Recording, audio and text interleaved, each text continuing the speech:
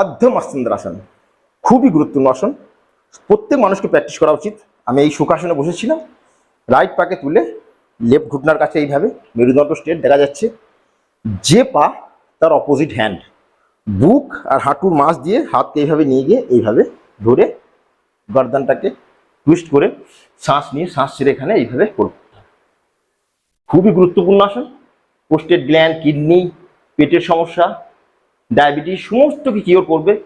এই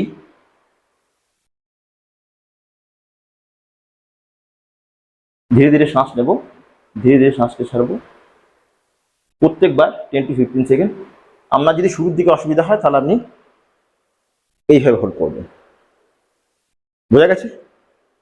শুরুর দিকে মানে 10 থেকে 15 দিন আপনি এইভাবে করবেন, তারপর ধীরে ধীরে এইভাবে আপনাকে আসতে হবে। শরীরকে সুস্থ সবল, শক্তিশালী এবং রোগমুক্ত রাখতে হলে আপনাকে আসনগুলোকে সঠিকভাবে শিখতে হবে এবং রেগুলার প্র্যাকটিস করতে হবে। শ্বাস নিয়ে শ্বাস ছেড়ে রিল্যাক্স।